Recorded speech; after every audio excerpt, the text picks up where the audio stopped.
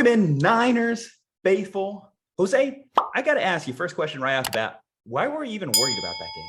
Well, we've seen it before, right? I We've know. seen us get a little bit too comfortable late in the season after, having a pretty decent run here.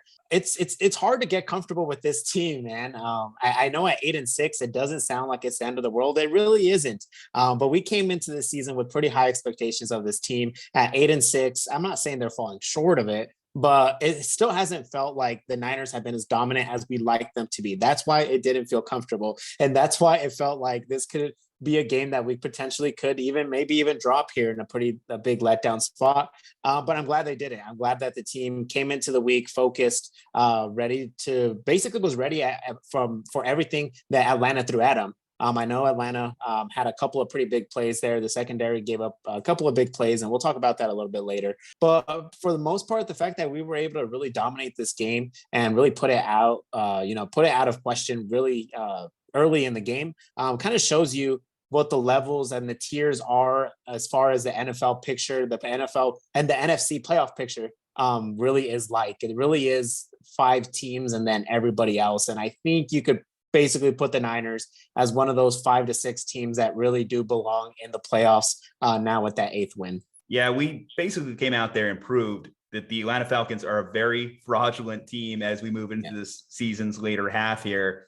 And I think the thing I learned most about the Niners is I can firmly say with confidence, we are a good team. We are one of the best teams in the NFL. We are a playoff team as we sit here today. I know technically, like I said last week, we still have to win one more game for us to, I feel, be officially locked into that playoff picture. But I think this was our clincher in a way. I think this really gave us the space and separation we need. It's one more team that's kind of hanging around that we have tiebreaker over. And obviously Washington dealing with their COVID situation right now, they're struggling too. So we get a little bit more space and breathing room in that regard. Obviously, NFC West is kind of out of reach at this point, although it was fun seeing the Lions happen to pull that upset right there. Aside from if you're a Kyler Murray fantasy owner, like I am, and that one sucked. This game, though, the game planning was perfect on all levels of the team. Well, except special teams. Literally start off with a fumble on special teams right out the gate. Guys, I don't know. If we lose in the playoffs, what do you think is more likely? It's special teams that cost us, or it's our defensive back play? I mean, that's a really good question. And I think these defensive backs were just so depleted at this point, just injury after injury. I mean, we even lost Ufanga there for a minute. We lost even Kwaski Tari. Once we lost Quart for a little bit, I was like, wait, what's going on now? But then he eventually, I think he made his way back onto the field. I'm glad we can at least solve the mystery if Ambry Thomas is bad enough. Or he bad can't or fucking not. play.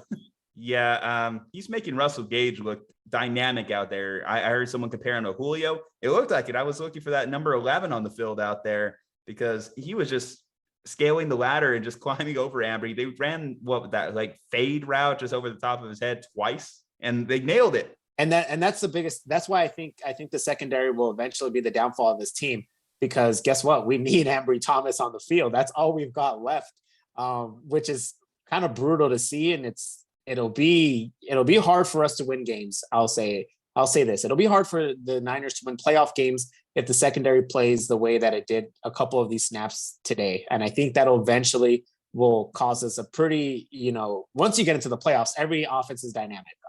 Good luck trying to, stop the Rams again, trying to stop the Packers and what they're doing with this secondary, because it'll be very hard. And, teams like Tampa Bay, I think having to stop teams like that with this secondary will eventually be the downfall of this team, I think. Well, that's a bad. Let's talk about some more good. Nick Bosa, 15 sacks now. What a monster. Like we said it last week. We made the video. We made the claims. Defensive player of the year, comeback player of the year. Come on, give Nick Bosa some love, folks. I know Micah Parsons, defensive player of the year. If he got it, I wouldn't be surprised. But comeback player of the year, 15 sacks, 3 more games. Is 20 impossible?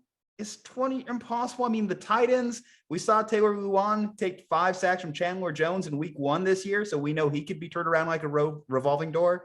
And you look at the Texans, their offensive line, and they could allow a sack or 2. Rams, we know Nick Bosa's played that game before. Nick Bosa has some sacks against the Rams. I'm just saying, 20, is it out of reach? If he gets to 20, no doubt comeback play of the year. I don't care what Dak does rest of the year. Give Nick Bosa some love, guys. Other good things. So obviously Elijah Mitchell out for the game, but Jeff Wilson Jr., 100-yard rusher today, looked explosive. That's probably the best he's looked all year. Speaking of looking explosive, Deebo Samuel's looking good, coming off that groin injury from a couple weeks ago. We said last week he looked a little slower, aside from that one where he walked the tightrope along the sideline. But this one, no, he looked like Deebo Samuel from pre-groin injury. So good to see that he's looking fit. We need him at 100% capacity. He's been this team's driver on offense throughout the year. George Kittle, unfortunately, he lost the touchdown streak. No 6 touchdowns in 6 games, but still, you'll take it. George was our wide receiving leader today with 6 receptions for 93 yards. Jimmy, efficient. At one point, I think he only had like 2 incompletions there, and then we just kind of started getting a little bit more conservative towards the end as we had that game firmly locked up. 18 for 23, 235 yards and a touchdown. Perfectly game managed day for Jimmy Garoppolo. And I don't say that as a dig. Obviously, we're pro Jimmy on this show. But who most impressed you today? I think that defensive front is starting to finally wake up. Now it's back-to-back week. It's back-to-back weeks where they put up some pretty good performances, and they're starting to get pressure. I felt so bad. Matt Ryan needs some help, and he needs it pretty urgent now. As much as we've bitched throughout this year about being Niners fans, thank God we're not Falcons fans. They have so many problems that they got to fix.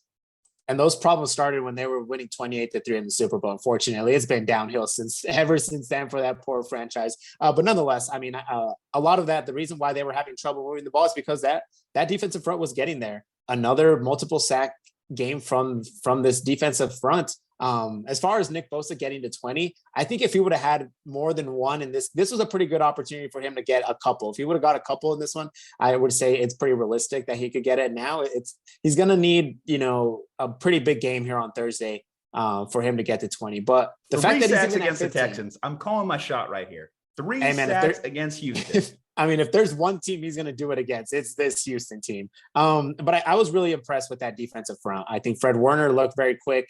And they were even without Azeez Al-Shaair, who was actually a pretty big guy not to have this week, which was not really talked about a lot this week leading into the game. And I thought they filled in perfectly in for him. Yeah, if this defensive front could get this amount of pressure on quarterbacks, then we don't have to really worry about the secondary as much, right? Because the quarterback isn't going to have even enough time to get through his progressions and find the open guy. But I mean, if this defensive front could continue to play the way they did the past couple of weeks, I'll have even more faith in us, getting a playoff win moving forward.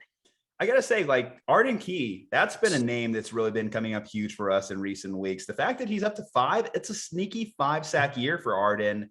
And when you sign a street free agent like Arden basically was for us this year, that's above and beyond expectations, what you could have hoped for. I'm glad to see he's getting a little bit more playing time. And to be honest, it's probably for the best that D Ford isn't on this field right now, because I think Arden being on the field has been a better asset to the Niners defense. And even though, again, it was an under the radar kind of trade move, I liked when we picked up Charles Omeniyehu, or whatever. I probably butchered that name there, but I know Niners fans, if you feel it, like you see them on the field, like we've seen them involved in a lot of plays. Ebukam starting to come on strong. Like you said, in general, the defensive front is starting to finally help out Nick Bosa. It's not finally a one-man show. Again, I'd like to see a little bit for Eric Armstead, but the fact that they kicked him into the inside seems to be a move that has really elevated the play of the team around. And we need that defensive line to step up each and every game, just given our, liabilities on the defensive backfield there, where we have Norman, he had that one where he just let Olamide Zaccheaus just get behind him. And obviously we mentioned the struggles with Ambry Thomas. Who knows? We're close to a Deontay Johnson injury, or Deontay Johnson coming in there. I will say, I didn't know last week when we talked about that Johnson had lost like someone in his family. So, prayers up for him and his family. But as far as his mother play there, his mother that's tough one there. As far as on the field play, we've seen Deontay Johnson play more than enough times in a 49ers uniform. We know it's not necessarily a great thing for this team when he is out there. I also saw Tart had a little bit of injuries today. Ward looked a little bit banged up.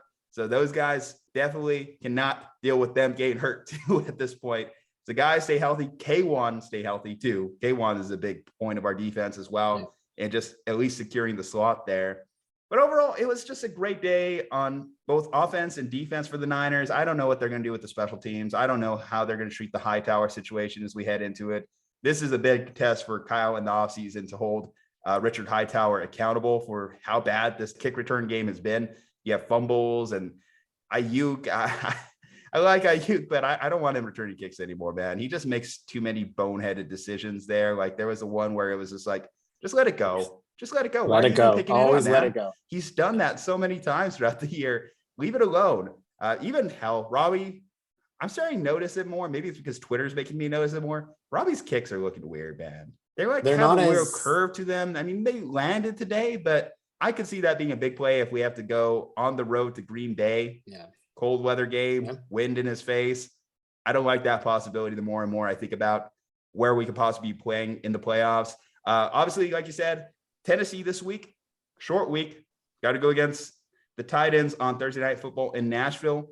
Open air stadium, might be a little bit chilly out there. And the big one for the Titans, obviously they lost today, a tough one to the Steelers, which drops them a game behind the Chiefs in the AFC standings. High priority for them to be able to just tie the Chiefs. If they could tie the Chiefs, they have tiebreaker over the Chiefs thanks to their win against them earlier in the year.